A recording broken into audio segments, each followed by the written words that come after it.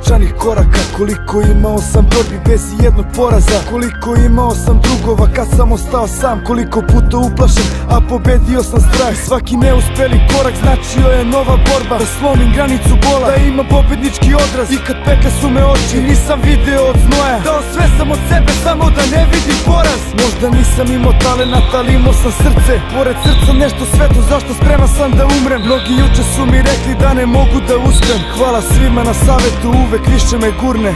A pogledaj me danas, dotakao sam oblak, premašio sebe, iznenadio tvorca. Na putu ka vrhu, samo bitna je volja, da pamtiš svoje korene kada po vrhu hodaš. Kada je bolelo, nisam hteo da stane kad nisam mogao, ja gurao sam dalje kad se bojao, ali skupio sam snage da kažem sebi to strah je, ja neću da padnem. Kada je bolelo, nisam hteo da stane kad nisam mogao, ja gurao sam dalje kad se bojao, ali skupio sam snage da kažem sebi to strah je, ja neću da padnem. Nisam lutao ulicom jer sam našao basket, hteo sam drugačije, mnogi to ne mogu da shvate. Visio sam na košu samo da vidim rezultate, na terenu dominantan, tako želim da me pamte.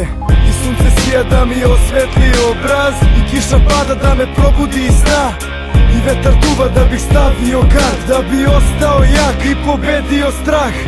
A šta je strah? Opravdanje za slabe. A šta je hrabrost? Uteha za jake. Ja često sam strahom pobeđivao jače. Otišao sam iznad, sada isti me se plaše. I vidi svaki šutem da postajem sve bolji, i vidi svaki skokom da još uvek više skočim. A jedna stvar tu će ostati za uvek, moje srce, moj teren, to je moj uspeh. Kada je bolelo, nisam hteo da stane kad nisam mogao, ja gurao sam dalje kad se bojao, ali skupio sam snage da kažem sebi to strah je, ja neću da padnem.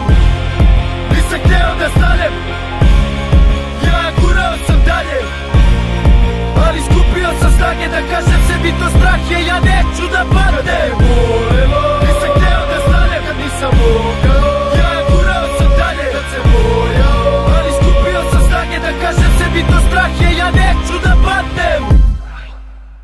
Ja ne mogu više, prosti. Odličan si. Dobar za danas.